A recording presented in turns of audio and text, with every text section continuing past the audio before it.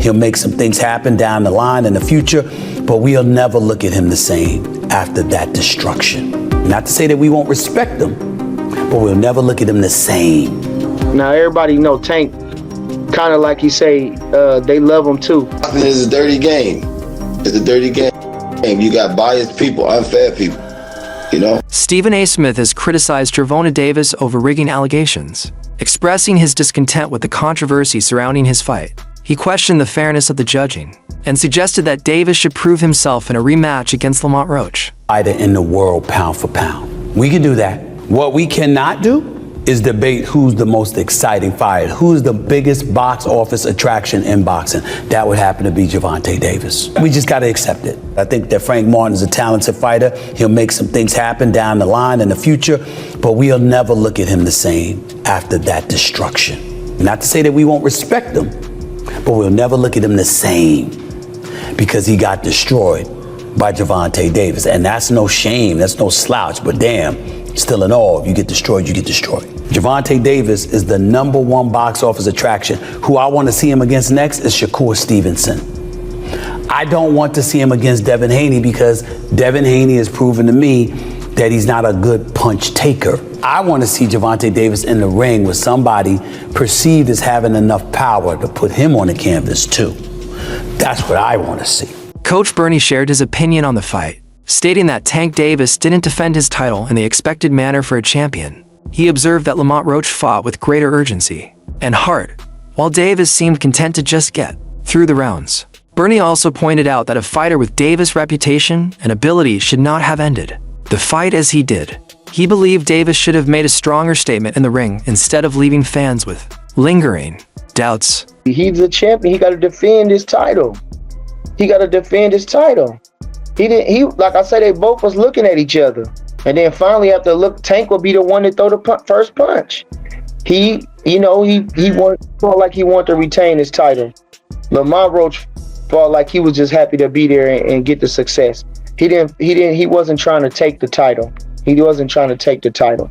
And I'm saying that even from the last round, just even the last round, the final 20, 30 seconds of the last round, he wasn't throwing no punches. He looked at him and got caught with a jab.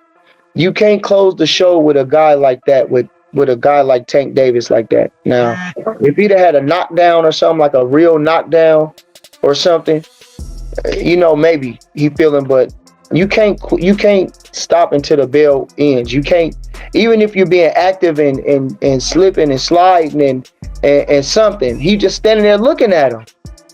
I don't know. I didn't understand that. I don't understand why fighters sit there and look at each other for a long time. Change the angle. Keep a rhythm in your way. Snap a jab. Do a feint.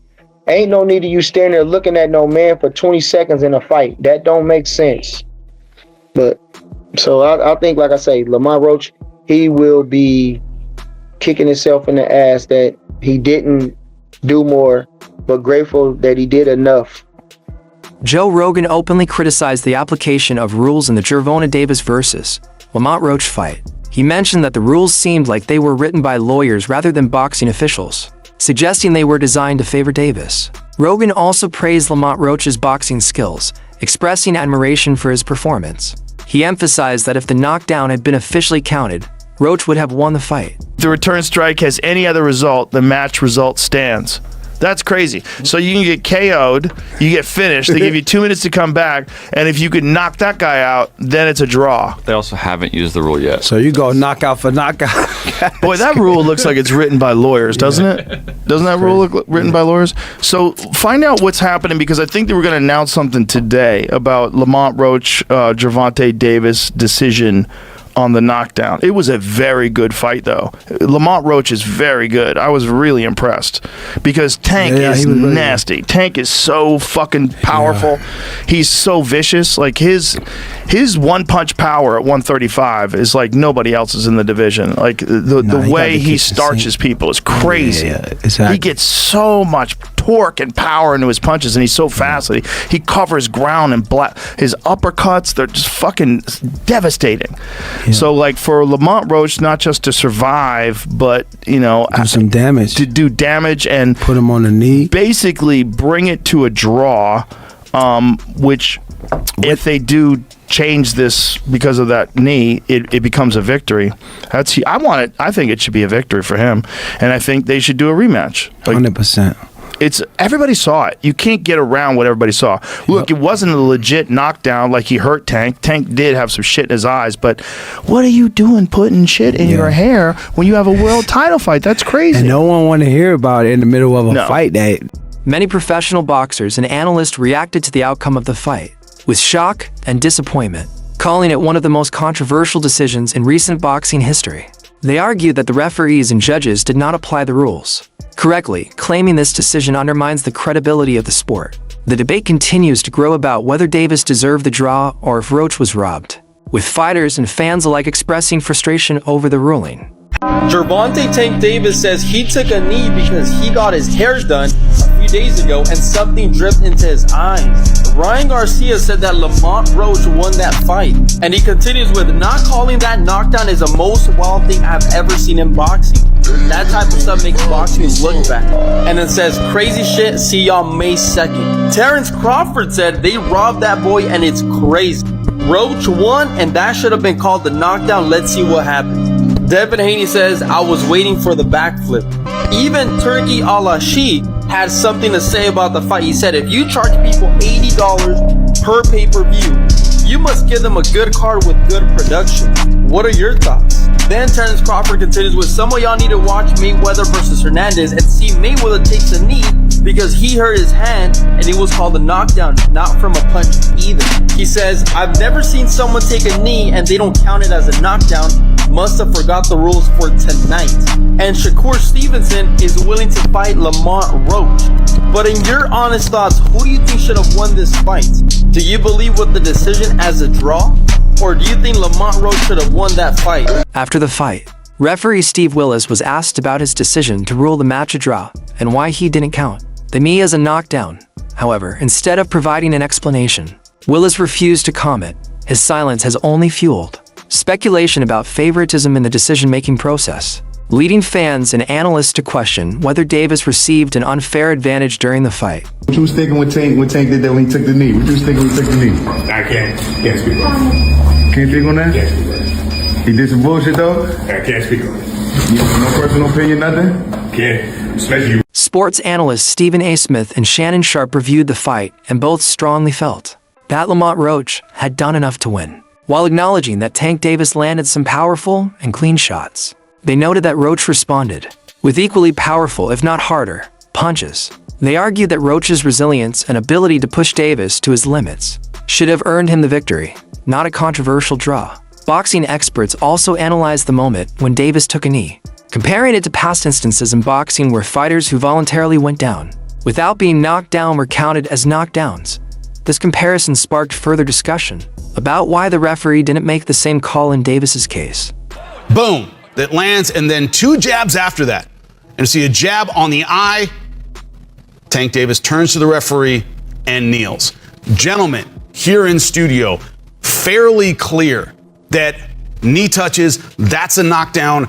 I don't know how else you can see it. And when people talk about the delay, oh, there was a delay, we've seen much worse delay, especially on body shots. Someone takes a body shot, backs up, and it's several seconds, then they take a knee. And people take knees for all sorts of reasons. Sometimes you're under assault and you need a break. Yeah. It's all a knockdown. Jimmy, we've seen, if I think of fights in the past where voluntary knees have happened, you know, off of not one single moment or one single punch.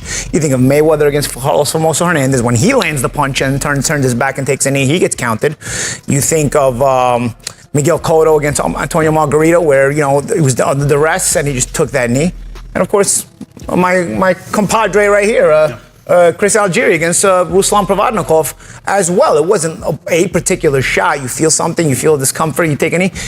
All those times, there's a count, dude. I mean, and I'll tell you what, Steve Willis also knew there was a count because he started counting and then stopped. Yeah, we'll get to it. There's more than one pillar of this defense for Lamont Roach Jr., but the first one's a knockdown, Chris. Yeah, I mean, we have a ton of experts on the panel today. I'm going to speak from a fighter standpoint, just like you did, Champ.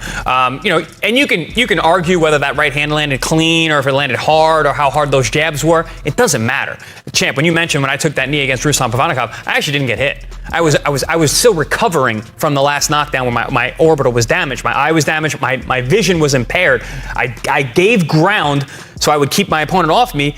Jack Rice, a respected referee in boxing, shared his thoughts on the fight, explaining that while referees have discretion in their decisions, they must apply the rules consistently. He emphasized that referees are responsible for enforcing rules regarding knockdowns, fouls, and unsportsmanlike conduct. Rice's statement suggests that the handling of the fight might not have been in line with standard boxing regulations. Let me just put out to you guys 3 rules of what a referee has to follow. First of all, the referee is the sole arbiter, the only person able to determine whether to stop a fight or not, and anything else that happens in a ring.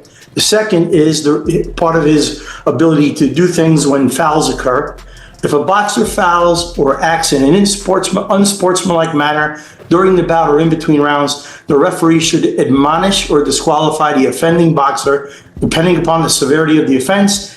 And number 3, talks about penalizing and points. While warnings are generally preferred, the severity of a foul can warrant the immediate point deduction without any prior warnings. So now what gives a referee the ability to call what you guys are talking about as a knockdown? I don't know if you guys know, maybe you can tell me. If not, I'll surely tell you. Do you guys know what the description of a legal knockdown is?